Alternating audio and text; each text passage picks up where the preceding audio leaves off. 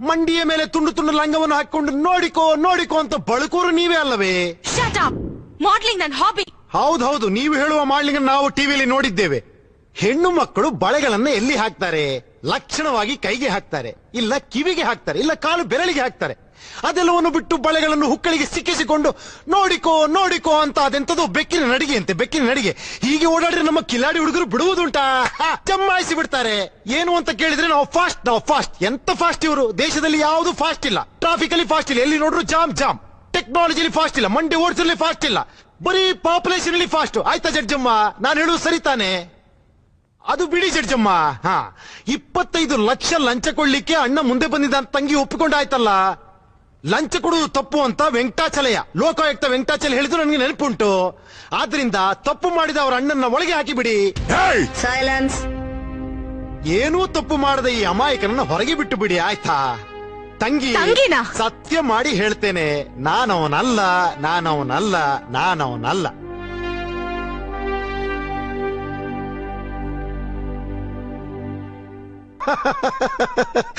ಇದು ರಾಮ್ ತೆರಿ ಗಂಗಾ ಮೈಲಿ ಅಲ್ಲ, ಗೋಲ್ಡ್ ರೆಡ್ಡಿ ಕೈಲಿ ಗಂಗೆಬ್ಬರಿ ಮೈಲಿ. ಕ್ಷಮಿಸಿ ಜಡ್ಜಮ್ಮ. ಅಲ್ಲ, ನಿನಗೆ ಮಂಡೆ ಉಂಟಾ? ತುಂಡು ಬಟ್ಟೆ ಕೊಟ್ಟು ಅವನು ಯಾಮಾರಿಸಿ ಹೋಗಿದ್ದಾನಲ್ಲ, ಓ ತೆಲುಗು ಪಿಲ್ಲ. ಅವನು ಹಾಕಿದ ಬಿಸ್ಕೆಟ್ಗೆ ನೀನು ನಾಯಿ ಮರಿತರ ಹಿಂದೆ ಹೋಗಿದ್ಯಲ್ಲಮ್ಮ. ನಿನ್ನಂತ ಪಾಪದ ಹುಡುಗಿನ ಯಾಮಾರಿಸ್ಲಿಕ್ಕೆ ಅವನಿಗೆ ಮನಸ್ಸಾದ್ರೂ ಹೇಗೆ ಬಂತು? ಅಲ್ಲ ನೋಡಿ, ಎಷ್ಟು ಚಂದ ಲಕ್ಷಣವಾಗಿ ಒಳ್ಳೆ ಗೌರಮ್ಮ ಇದ್ದಾಗಿದ್ದಾಳೆ. ಪಕ್ಕದಲ್ಲೊಬ್ಬ ನಿಶ್ಚಿತಾರ್ಥ ಆಗಿರೋ ಹುಡುಗನ ಇಟ್ಟುಕೊಂಡು ಮತ್ತೊಬ್ಬ ಹೀರೋ ಬೇಕು ಇವಳಿಗೆ, ತಪ್ಪಲ್ಲವೋ?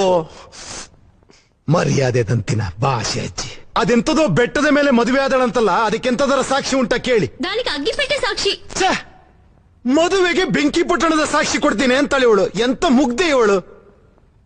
ಹಾಯ್ ಪೀಪಿ, ಬೆಂಕಿ ಬಣ್ಣ ಕರೆಸಿ ಸಾಕ್ಷಿ ಕೇಳಲಿಕ್ಕೆ ಆಗ್ತದೋ? ಹೋಗಲಿ, ಕಟ್ಟಿಸಿಕೊಂಡ ತಾಳಿಯಾದರೂ ಕುತ್ತಿಗೆಯಲ್ಲಿರ್ಬೇಕಲ್ಲವೋ? ಅದೆಲ್ಲುಂಟು. ಕಟ್ಟಿದ್ರಲ್ಲವೇ ಅದಿರ್ಲಿಕ್ಕೆ. ನಿಮ್ಮಿದನ್ನು ಕೋಪಂತು ತಾಳಿ ತೀಸಿ ಪಾರಿಸೇನು. ತಾಳಿಯನ್ನು ಕಿತ್ತು ಬಿಸಾಕಿದೆಯಾ? ಏನು ತಾಳಿಯನ್ನು ಚಪ್ಪಲಿ ಎಂದುಕೊಂಡಿಯಾ, ತಾಳಿ ಎಂದುಕೊಂಡಿಯಾ? ತಾಳಿಯ ಮಹತ್ವ ಗೊತ್ತುಂಟ ನಿನಗೆ ಮೊದಲೇ ಸಿನಿಮಾ ಹುಚ್ಚಲ್ಲವೋ? ತಾಳಿಯ ಮಹತ್ವ ಗೊತ್ತಾಗಬೇಕು ಅಂದ್ರೆ ನಮ್ಮ ಸಾಯಿ ಪ್ರಕಾಶ್ ಒಂದೆರಡು ಚಿತ್ರ ನೋಡು, ಅವಾಗ ತಾಳಿಯ ಮಹತ್ವ ಎಂತದ್ದು ಗೊತ್ತಾಗುತ್ತೆ ನಿನಗೆ. ಕ್ಷಮಿಸಿ ಜಡ್ಜಮ್ಮ, ನನಗೆ ತಾಳಿಯ ಬಗ್ಗೆ ಮಹಾನ್ ಗೌರವ ಉಂಟು ಜಡ್ಜಮ್ಮ, ಅದಕ್ಕೆ ಒಂದೆರಡು ಮಾತು ಜಾಸ್ತಿ ಆಡಿದೆ. ಈ ಹುಡುಗಿಗೆ ಸಿನಿಮಾ ಹುಚ್ಚು. ಸಿನಿಮಾದಲ್ಲಿ ಆಕ್ಟ್ ಮಾಡಬೇಕು ಅಂತ ಮನೆಯಲ್ಲಿರೋ ದುಡ್ಡಲ್ಲಿ ಎತ್ತುಕೊಂಡು ಹೋಗಿ ಅವನಿಗೋ ಕೊಟ್ಟಿದ್ದಾಳೆ.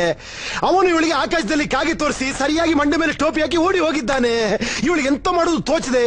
ತಾನು ನೋಡಿದ 4-5 ಸಿನಿಮಾದಲ್ಲಿರೋ ಹುಲಿ, ಸಿಂಹ, ನಾಯಿ, ನರಿ ಅಂತ ಮನೆಯಲ್ಲಿ ಒಂದು ಕತೆ ಕಟ್ಟಿದ್ದಾಳೆ. ಇವೆಲ್ಲವೂ ಶುದ್ಧ ಕಟ್ಟುಕತೆ, ಯಾವುದನ್ನು ನಂಬು ಹಾಗೆ ಇಲ್ಲ ಆಯ್ತಾ?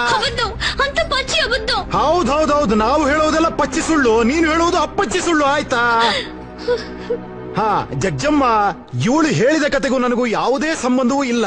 ಇವಳು ಹೇಳಿದ ಹಾಗೆ ನಾನು ಹುಲಿಯೂ ಅಲ್ಲ, ಸಿಂಹವೂ ಅಲ್ಲ, 2 ಕಾಲು 2 ಕೈ ಇರುವ ಒಬ್ಬ ಮಾಮೂಲಿ ಮನುಷ್ಯ. ತಾವೇ ನೋಡ್ತಿದ್ದೀರಲ್ಲ, ನಾನವನಲ್ಲ.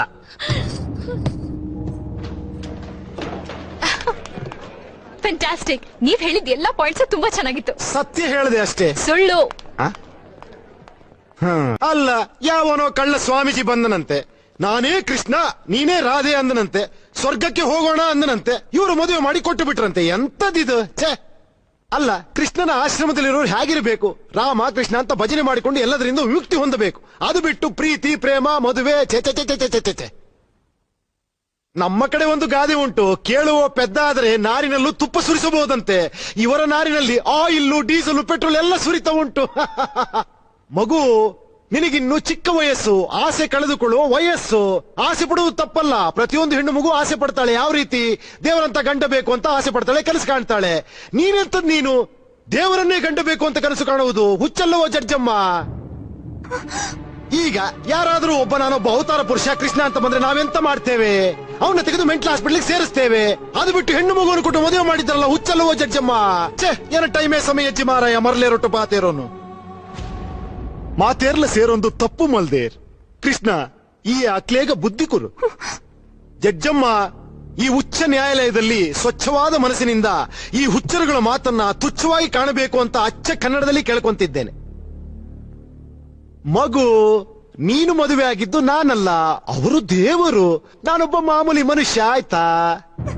ನಾನವನಲ್ಲ ನಾನವನಲ್ಲ ನಾನವನಲ್ಲ. ಬ್ರಿಲಿಯಂಟ್. ಇಲ್ಲಿ ಅಪರಾಧಿ ಸ್ಥಾನದಲ್ಲಿ ನಿಂತಿರುವ ಪಂಚಾಮೃತನ ಮೇಲೆ ಹೊರಿಸಿರುವ ಅಪರಾಧಗಳು ನಂಬಿಕೆ ದ್ರೋಹ, ವಂಚನೆ. ಇದೆಲ್ಲ ನಡೆದಿಲ್ಲ ಅಂತ ಅವ್ರು ಹೇಳ್ತಾ ಇಲ್ಲ. ಆದ್ರೆ ಇದನ್ನ ಮಾಡಿದ್ದು ನಾನಲ್ಲ ಅನ್ನೋದೇ ಅವರ ದೃಢವಾದ ವಾದ. ಹಾಗಾದ್ರೆ ಇದನ್ನೆಲ್ಲ ಮಾಡಿದ್ದು ಯಾರು? ಅದನ್ನ ನಿರೂಪಿಸೋದೇ ಈ ಕೇಸಿನ ಮುಖ್ಯವಾದ ಉದ್ದೇಶ. ಪೊಲೀಸ್ ಹುಡುಕೊಂಡು ಹೋಗದೆ ತಾನಾಗೆ ಕೋರ್ಟ್ಗೆ ಬಂದು ಸಾಕ್ಷಿ ಹೇಳಿದ್ದ ಮಿಸ್ಟರ್ ಡೇವಿಡ್ ಫೆರ್ನಾಂಡಸ್ ಈ ಕೇಸ್ಗೆ ಮುಖ್ಯವಾದ ಸಾಕ್ಷಿ. ಆದರೆ ಡಿಎನ್ಎ ಟೆಸ್ಟ್ ರಿಸಲ್ಟ್ ಅಲ್ಲಿ ಇವರಿಬ್ಬರು ಅಣ್ಣ ತಮ್ಮಂದರಲ್ಲ ಅಂತ ಪ್ರೂವ್ ಆಗಿದೆ. ರೇಖಳ ಅಣ್ಣನಿಗೆ ಲಂಚ ಕೊಟ್ಟು ಕೆಲಸ ಸಾಧಿಸ್ಕೋಬಹುದು ಅನ್ನೋದಕ್ಕೆ ತಕ್ಕ ಶಾಸ್ತಿ ಆಗಿದೆ. ಲಂಚಕ್ಕೆ ಯಾವತ್ತೂ ಕುಮ್ಮಕ್ ಕೊಡಬಾರದು ಅನ್ನೋ ಜಾಗೃತಿ ಜನಗಳ ಮಧ್ಯದಲ್ಲಿ ಬಂದ್ರೆ ಮಾತ್ರನೇ ಈ ದೇಶದಿಂದ ಲಂಚಾವತಾರನ ಸಂಪೂರ್ಣವಾಗಿ ನಿರ್ಮೂಲ ಮಾಡಬಹುದೇ ಹೊರತು ಬರೀ ಘೋಷಣೆಯಿಂದ ಅಲ್ಲ. ಹಾಗೆ ಭಕ್ತಿ ಅನ್ನೋದನ್ನು ಹೆಚ್ಚಾದ್ರೆ ಹುಚ್ಚಾಗಿ ತನ್ನಂತಾನೇ ಮರ್ತೋಗೋ ಸ್ಥಿತಿಗೆ ತಂದುಬಿಡುತ್ತೆ ಅನ್ನೋದಕ್ಕೆ ಸಾಕ್ಷಿ ರಾಧಾ ಚಂದ್ರಾಬಾಯಿ ವಿಷಯದಲ್ಲಿ ನಡೆದಿದೆ. ಮಿಸ್ಟರ್ ಜೋಸೆಫ್ ಫೆರ್ನಾಂಡಸ್ ಮನೆ ಬಿಟ್ಟು ಹೋದ ನಂತರ ಹಲವಾರು ಹೆಸರುಗಳಲ್ಲಿ ಹಲವಾರು ಮೋಸಗಳು ಮಾಡಿದ್ದಾರೆ ಅನ್ನೋ ಪಬ್ಲಿಕ್ ಪ್ರಾಸಿಕ್ಯೂಟರ್ ವಾದನ ನಾನು ಒಪ್ಕೋತೀನಿ. ಆದ್ರೆ ಈ ಪಂಚಾಮೃತಾನೇ ಆ ಜೋಸೆಫ್ ಫೆರ್ನಾಂಡಸ್ ಅಂತ ಊಹಿಸಬಹುದೇ ಹೊರತು ಯಾವ ಸಾಕ್ಷಿನೂ ಆಧಾರ ಪಡಿಸಲಿಲ್ಲ.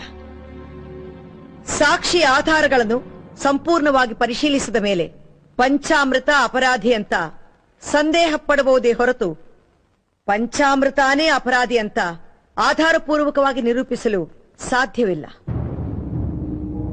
ಪಂಚಾಮೃತ ಅವರ ಮೇಲಿರೋ ಮೊಕದ್ದಮೆ ಸಂದೇಹಾಸ್ಪದವಾಗಿರೋದ್ರಿಂದ ಪಂಚಾಮೃತ ಅವರಿಗೆ ಪೂರಕವಾಗಿ ಈ ಕೋರ್ಟ್ ಅವರನ್ನ ಬಿಡುಗಡೆ ಮಾಡುತ್ತಿದೆ.